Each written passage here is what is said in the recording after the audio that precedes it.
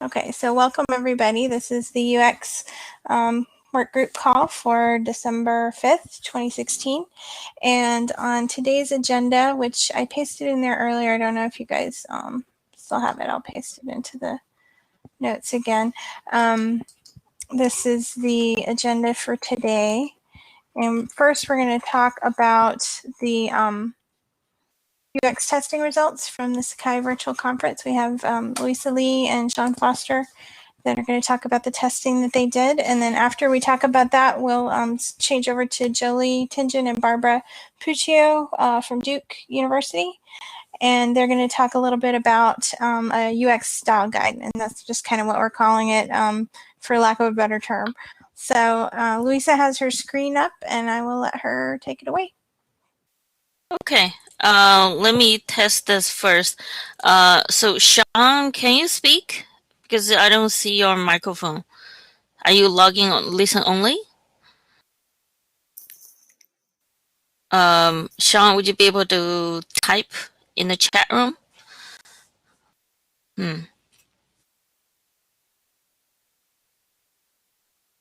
Oh, Sean is able to type. Okay, very good. Sean, I will just start talking about the results. It's very similar to the summary session we had in the on the day of the conference. So you can also see the document in there. Okay, Jolie has some audio problem. Okay, let me go to the document. So are you able to see the document? All right. So let me show you the interface of the tool right here. Now, this is the mockup Sean did for this tool called the Manage tool. So it's a combination of the Add Side tools and the side tool order. So you can see that the right panel. The right panel is Add New Tools.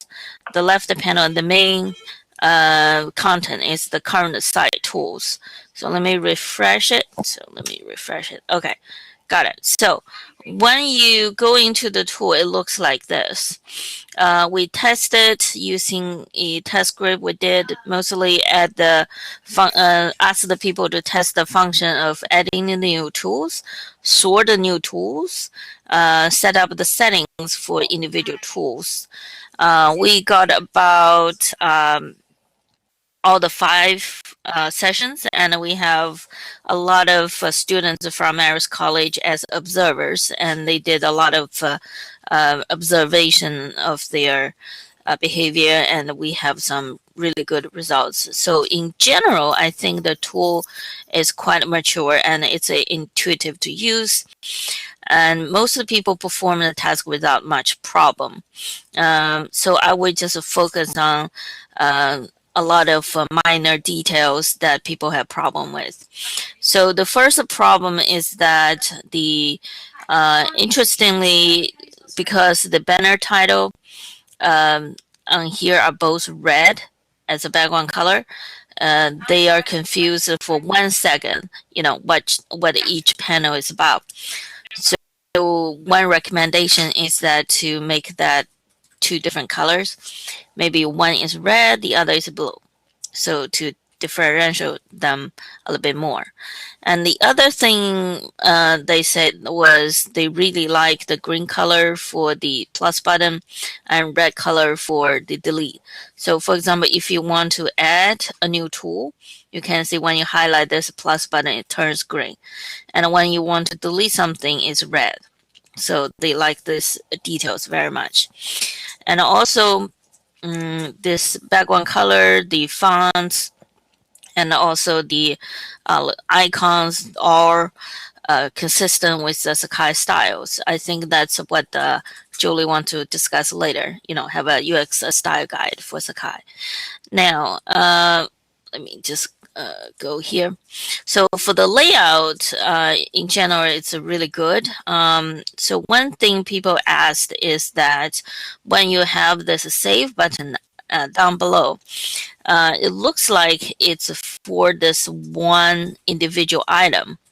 So layout wise, if everything is collapsed, it looks like the save button is for the entire interface. But if you have this last one open, it looks like this save is only for this item. So it may cause a little bit confusion. So if we move on to discuss the functionality, so it's not clear what this save button does. Is it for one item or is it for the entire interface? So, and also when you make changes, for example, you do changes for one, do you have to immediately click save? And because this is a wireframe, users don't know what may happen after you click save. Do you stay on this page, or do you does the page immediately refresh? You go back to the site info page, so it's not clear. So that might need a little bit discussion. So a couple other additional problem is some browser compatibility issues. For example, this is Chrome. So this little chat box are not the same size. So a little bit strange for people to use. Because it's also a wireframe, this move button doesn't work right now. It's intuitive. It just that it doesn't work. So it confuses some users. The other issue is that to move the items, for example, you move like that. Week 2 is on top of week 1 now, so you can move this one like that. So to move these items, obviously using this 3-bar icon is most efficient. So why do you need this move? So if you have everything open, like this, obviously it's really hard to see. And it's most efficient to collapse them and you use this bar to move things around. So again, this is a wireframe, so it only moves one time. Okay, so we had a little bit discussion, what's the most efficient? Have 2 buttons, 2 methods, the bar or the move. Yeah, so which one is the most efficient? And when you delete an item, at a moment, there is no confirmation. So for example, if you want to move the assignment, so you click delete, immediately disappeared. So one person raised the issue of having a confirmation for delete.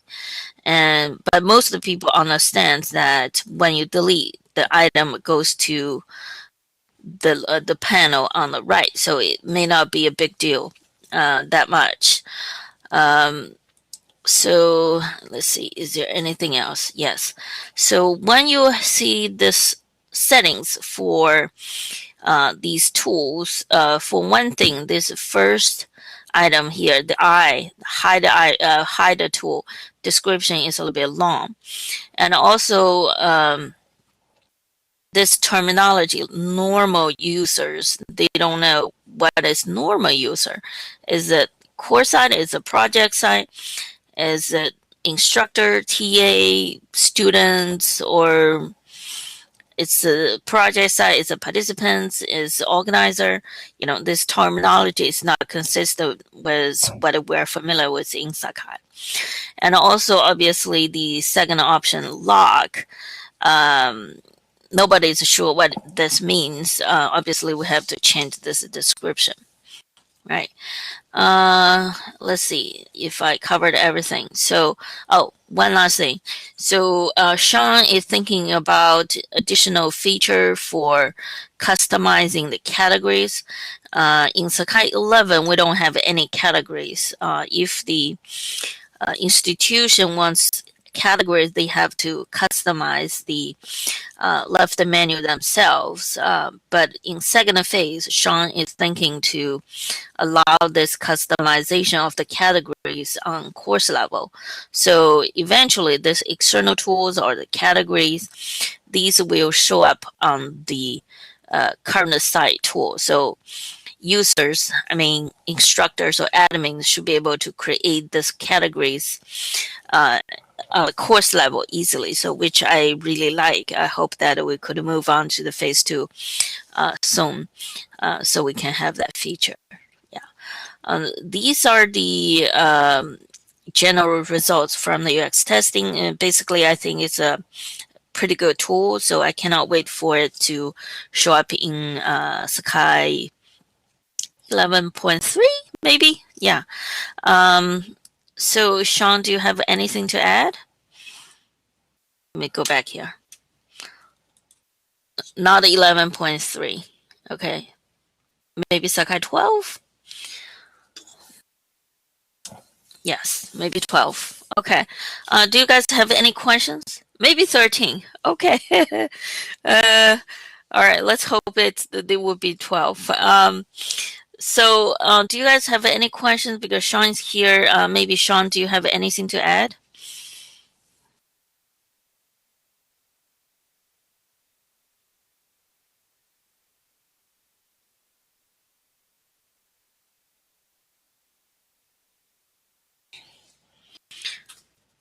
All right. Do you guys? It's open for questions. Oh, thank you, Sean. Thank you.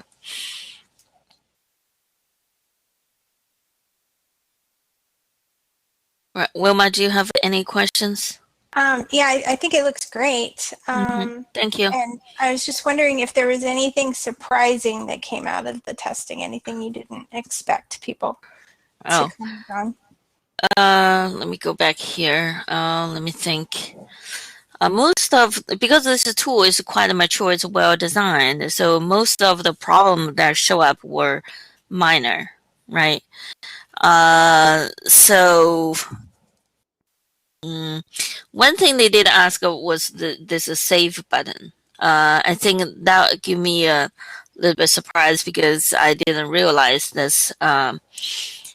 Where does a save button stands? Is it for just one item? Is it for the entire interface? So that's one thing I didn't realize before. Yeah, so I just assumed that it's the same behavior as before, so I didn't think too much into it. Yeah. Yeah, I noticed Sean mentioned the save also. Yeah. So that's good. At least something new came out of it.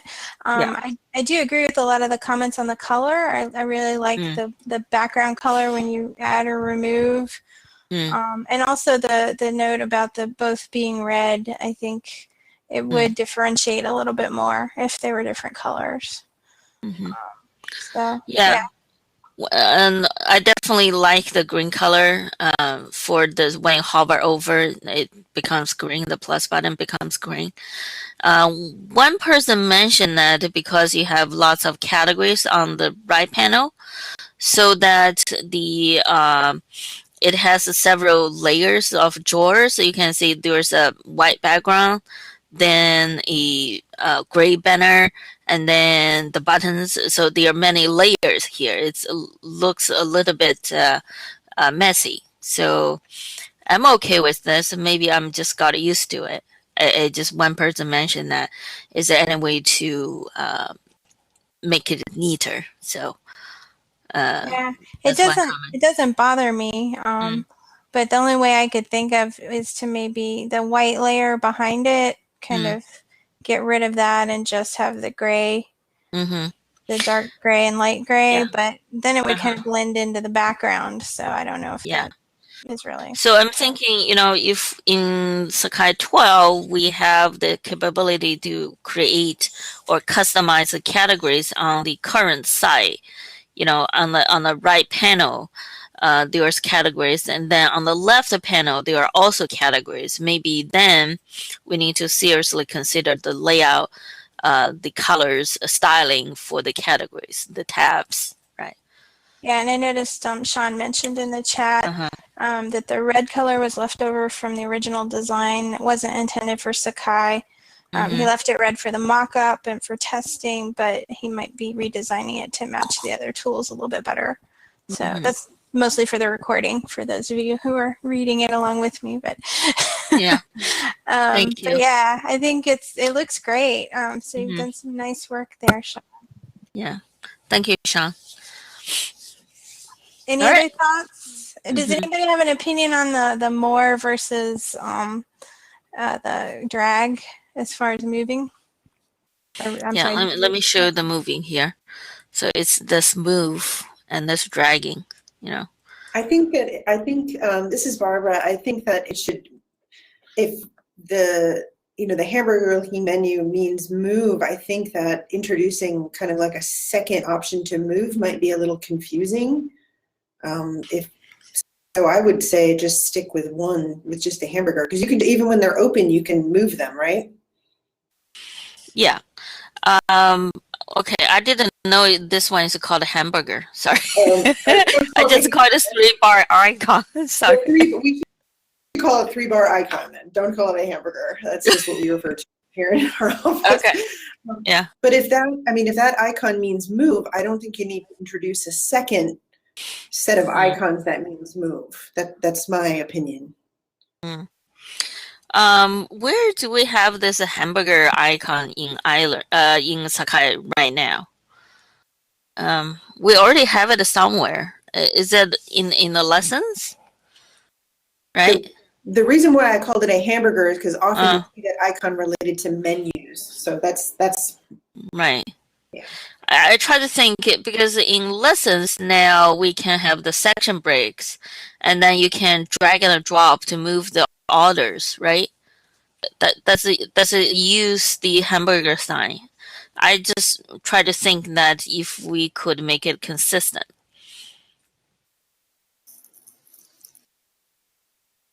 Yeah, that actually is a nice segue into our next topic. Yeah, on a UX style guide, because there are several different places in Sakai now where you can drag and drop, but I don't think that we're using a consistent image to indicate that. So that might be something that would be a good consolidate on. Totally. Okay. So I pass on my torch to Jolie, I guess. All right. So let me stop sharing my screen then. Jolie, do you want screen share? Would you like to pull something up? I was just going to work off the agenda that has the questions on it. At first, we might have to jump into Sakai for Barbara's sake to give some explanation, but let's just start with the agenda. Okay, I'll go ahead and give Barbara a screen share. Okay. Is that okay, Barbara? Sure. And I don't know if you want to pull up the agenda as we talk about it. So Jolie, you're going to share your screen? Is that what you're saying? Do you want me to? I'll share my screen. How about that? Okay, there you go. You should have presenter. Okay, now I've got to remember what to do. Up in the top left, there should be a little screen icon. Got it. Okay. Start.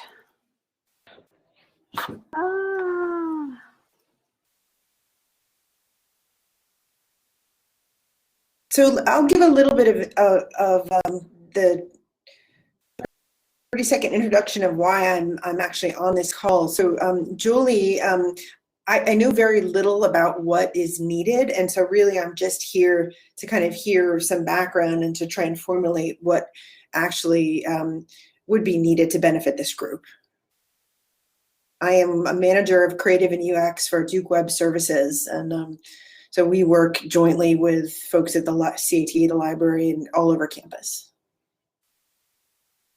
Well, great. We're very happy you could join us today, Barbara. Do you see my screen? I see a blank page.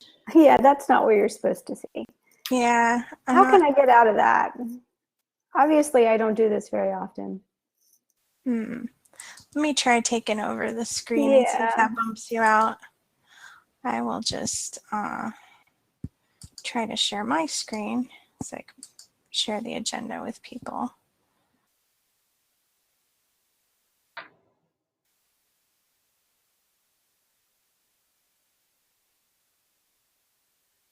It's downloading the applet. All right.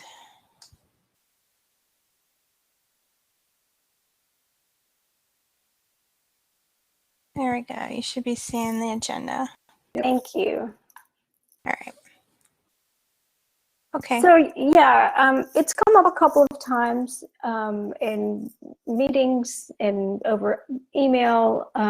We have a lot of folks like Sean. This is such a good example of who are like looking to improve certain areas of Sakai. And Barbara, for your sake, I'm going to say this: Sakai is an open source LMS that came together in 2004 as sort of a merge of other homegrown LMSs at a few major schools. I won't go too much into the history.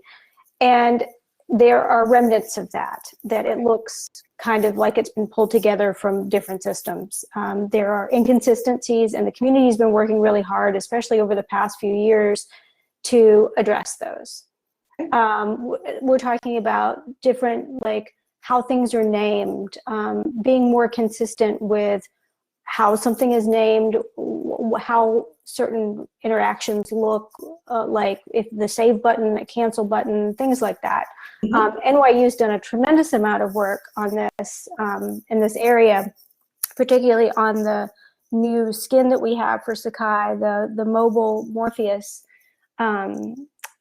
skin that we have, and that came out of a lot of UX testing, and then the recent redesign of the gradebook.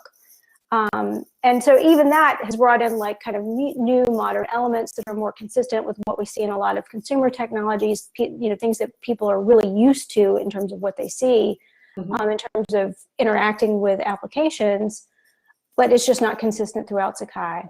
And I think that, one thing that would be really helpful for folks who have the resources and the time to improve Sakai, when they see something and they say, gosh, this really needs to be fixed, I want to fix it, to be able to refer to something on how certain items should look, how certain parts of that application or piece should look that has consistent interactions that you see throughout the application.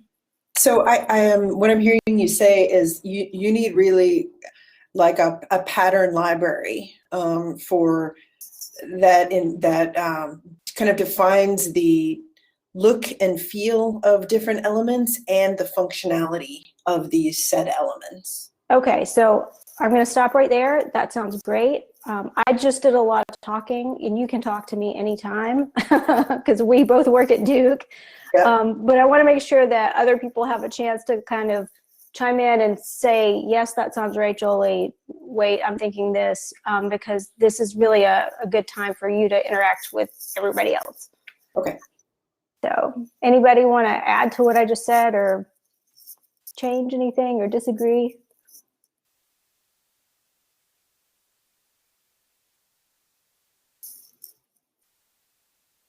That might be a no.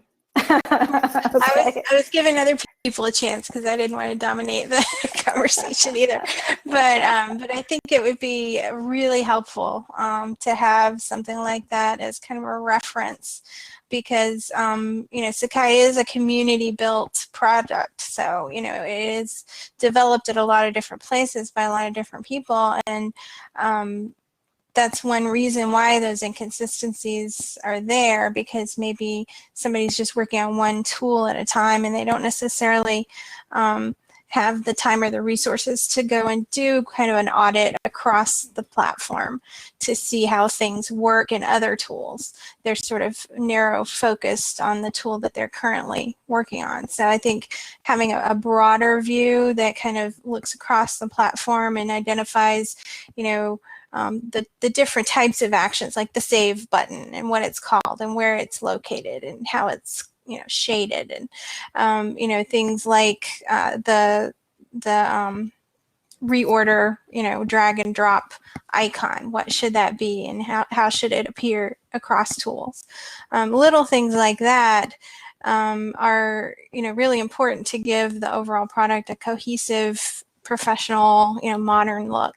So I think that's an area that we could definitely find a lot of value in if there's somebody willing to do that analysis and kind of point out those areas that could use more consistency and maybe make some recommendations. Okay. This is Barbara again. So question, so I know, Julie, you mentioned NYU's done a lot of work. Is there any sort of style guide that currently exists? Well, the NYU folks are on the call. Let's find out. Hi there. This is Jeff. Kyle's mic might not be working, but we don't have a formal style guide.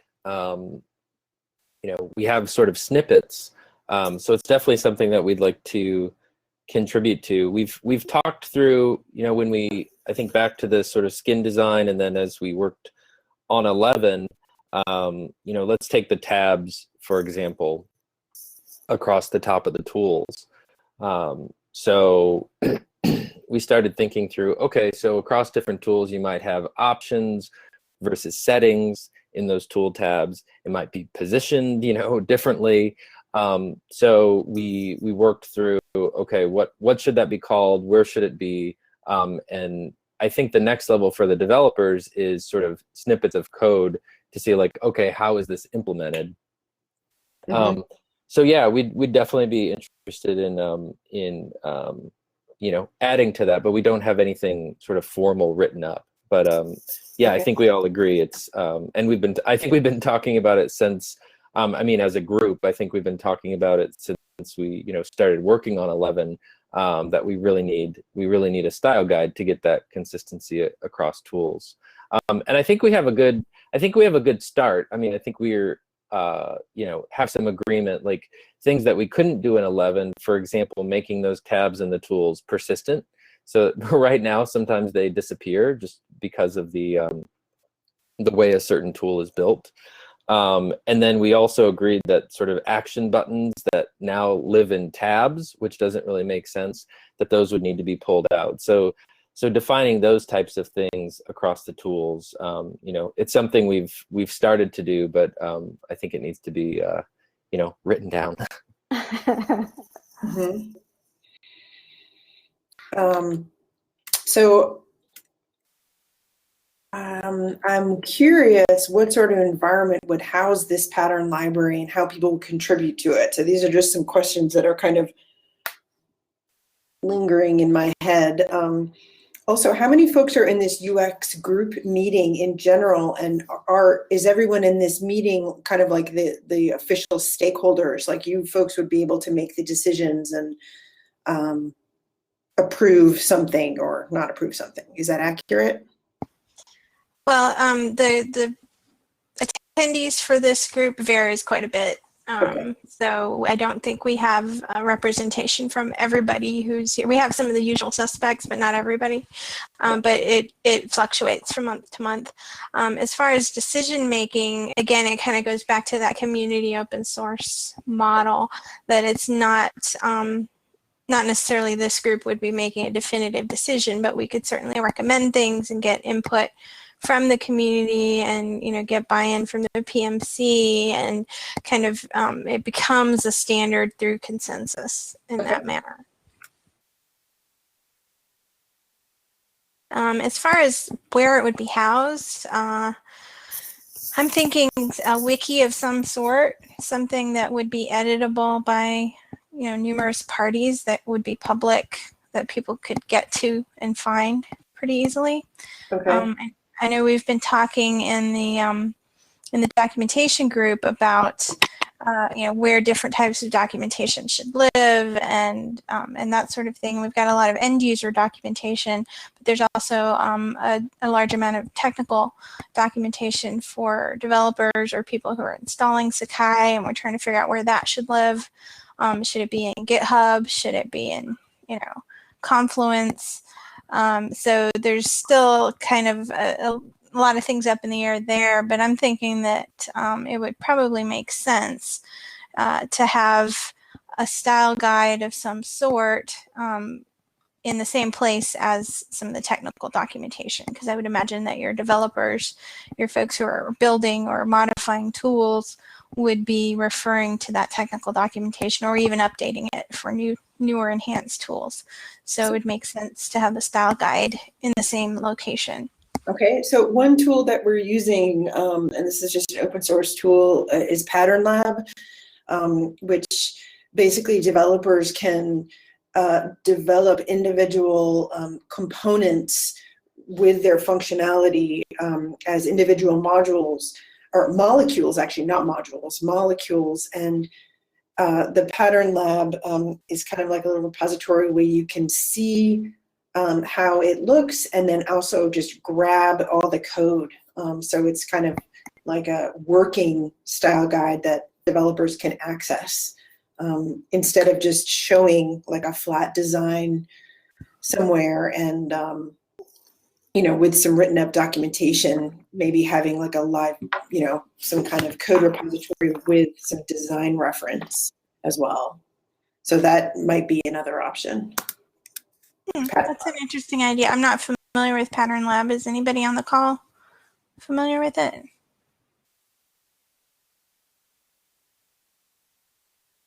No, I'm not hearing anything. Okay. No, but it would be, this would be, I mean, I know we're starting to build out topics for Sakai Camp. So that's something we do in January, Barbara, if you want to go to Florida. Yeah, but I think this would be good, with the developers, a lot of developers who don't join this call to be in the room. It would be awesome to see what that looks like, or what some other, similar tools look like, so we could get the developers to weigh in on it. Mm-hmm. That sounds great. It's just a tool we use internally for that kind of thing. Cool. So there is some, the questions that are on the agenda really are more overview background questions. I sort of feel like, Jolie, you and I could address these individually, not on the phone call. Yeah, I think you're right.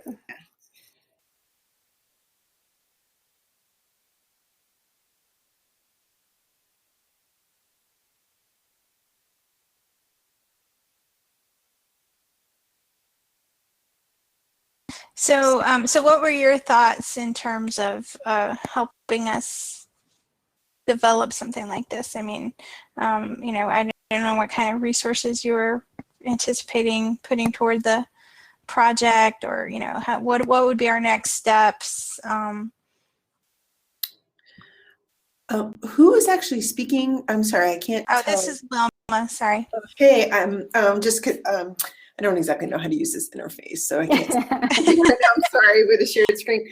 I have to do a little bit of thinking about that, because, and I think I need to get a little bit more detail from Jolie and do a little bit of research into Sakai. I'm familiar with it on a very, very superficial basis. I have not done much in Sakai at all, and I feel like before I could answer that, I'd kind of need to get in there and see what's already been done, see the different tools that that are associated with it, and kind of get a better idea of the scale of exactly what we're talking about, and also just kind of look and see what's in there. So that would be my first kind of thing to do, would be to get together with Jolie and do some research about the tool itself and familiarize myself with that. Following that would be kind of like an estimate and timeline of our resources. We'll figure that out internally. And then I feel like the third step would be actually, like you guys have mentioned, an inventory of all the different components. And we are set up with like a Google document that has all different, it has a page that basically what this means is we go through every single page, and we take screen grabs and we add them to a Google form that says, okay, how many different menus are there? How many different headers are there? How many different buttons are there? Just basically each item to its smallest atom, we inventory. And that gives us a really good look and good reference document for how many different places, how many different ways are we representing, moving an item? How many different ways are you representing adding an item? Are things consistent? So those are kind of the first 3 tasks that I think would be needed.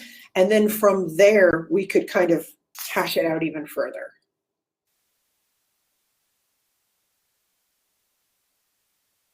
That sounds great. I mean, I think that is something that we don't have currently. I mean, I think there's been small pieces of that done, but not consistently across the whole of Sakai. Sakai is quite big.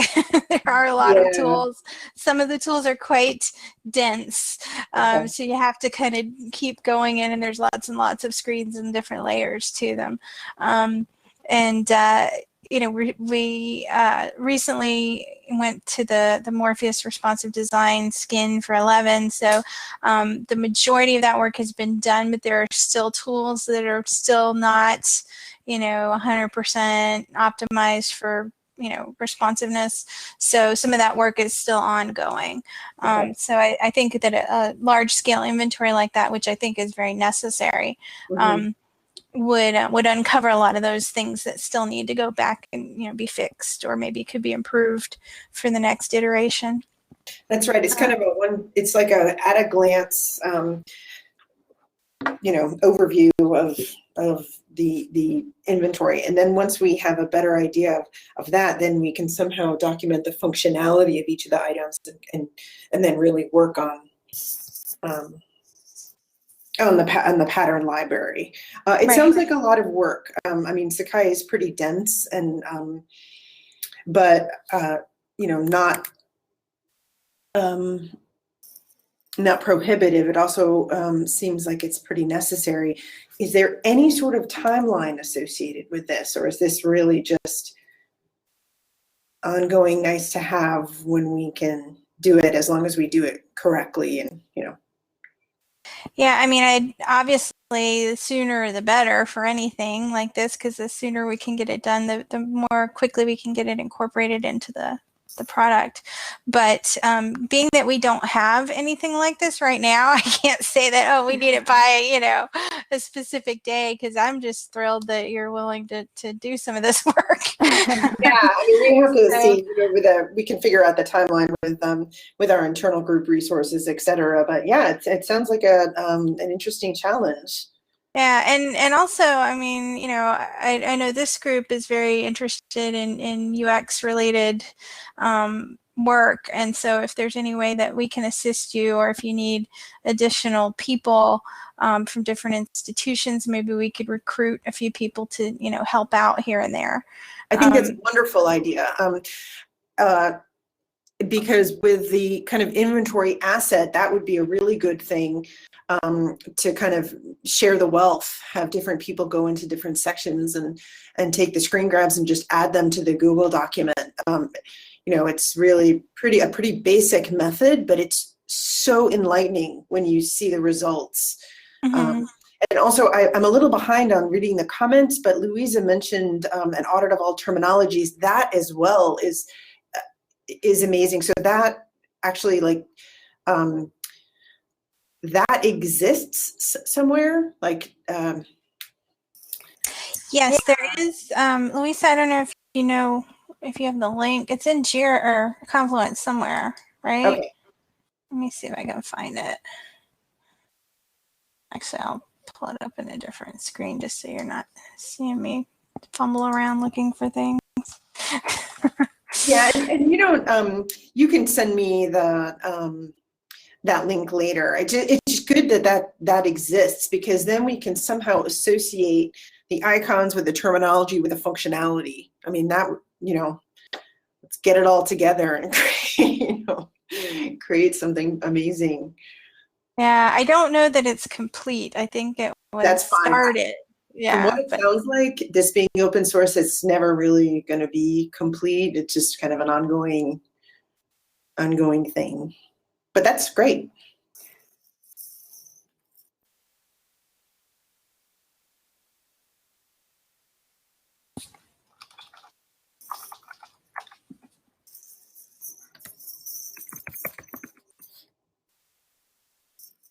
Okay, I think I found a page that has some information here. And I'll paste this into, this is fairly recent. Okay.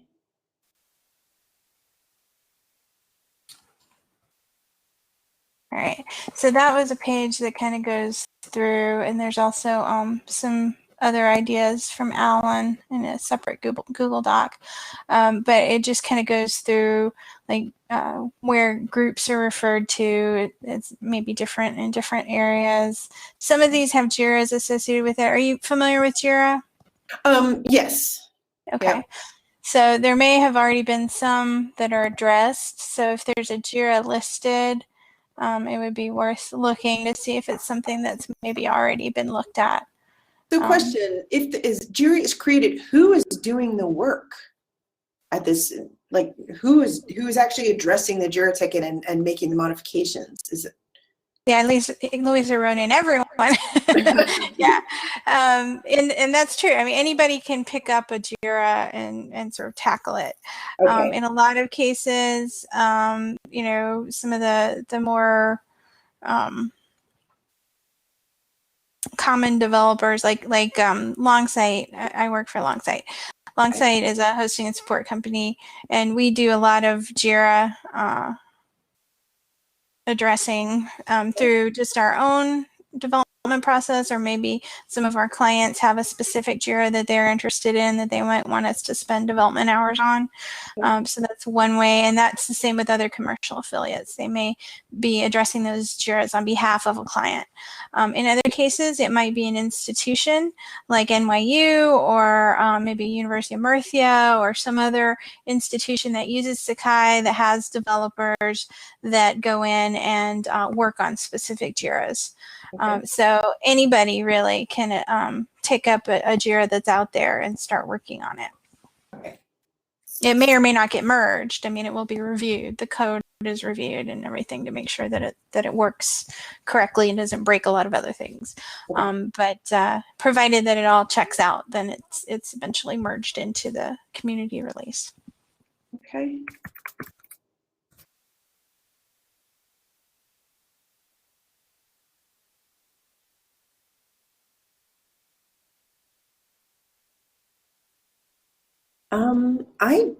I don't think I have any other specific questions at this moment. Julie and I can have some follow-up conversations. Right. I'm reading this off mainly again for the recording for if anybody views this later. I noticed a note from Sean saying that we would also need to build the style guide into the SAS workflow so that when an institution customizes the look of Sakai for their branding, then it automatically updates the style guide and gives a central place to see all those different elements and components. Yep. And that the style guide could live in the reference project in the Sakai code and be updated using normal versioning commit process. And he was also +1 for the Sakai Camp discussion. I think this is definitely a topic, like Jeff mentioned, that would be a great point of discussion at Sakai Camp. So, Julie, are you planning to attend this year? Yes, I'll be there. Great. So, you know, maybe we can, you can earmark a portion of the agenda to talk about that, because I think that would be a great thing to talk about when we do have some developers in the room that can kind of relay some of their preferences on how they would want to see the style guide and how they would incorporate it. Yep.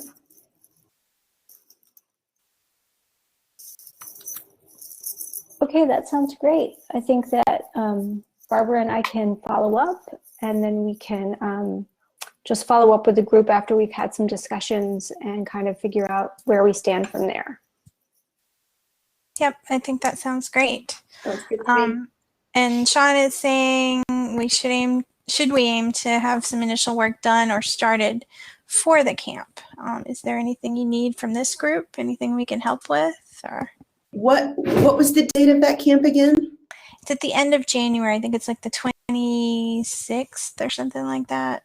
So I think for that would be to have the asset inventory at least, you know, begun, and I love the idea of kind of sharing that work, sectioning it off and just having other people, contribute to that. So maybe that's what we can shoot to have by the end of January for the camp. Okay, that would be great. So, once you kind of discuss it internally, if you want to let me know, and then I can kind of, send out a few feelers to see if other folks are willing to help with sections of it, and we can recruit some more folks. And this group will be meeting again at the beginning of January. So we can also touch base again at our next meeting to see kind of where we are in terms of recruiting additional help for that. That sounds great. Cool. Well, thank you both very much for bringing up this important topic. I appreciate you being here for the meeting. And I did mention actually our next meeting. Right now, we typically meet the first Monday of the month, but the first Monday of January is the 2nd, which is usually New Year's Day observed. So I'm anticipating we won't be meeting that day. So the next meeting would be January 9th, which would actually be the 2nd Monday in January. Does that work for everybody on the call?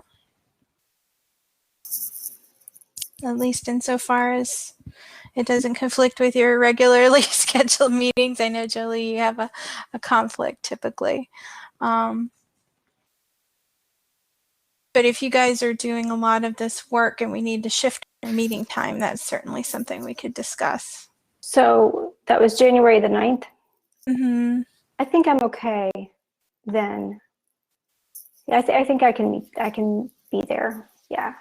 Okay, great. All right. So again, if anybody has any agenda topics that they think of between now and then, please feel free to send them to me for our next meeting. We'll plan to touch base again about this and any other things that come up in between now and then. So thanks everybody for being here today. And if I don't talk to you, have a very happy holiday, and I'll talk to you next month. Thanks, Wilma. Thanks. Bye-bye. Bye. Bye-bye. Thanks, all. Thanks, everyone.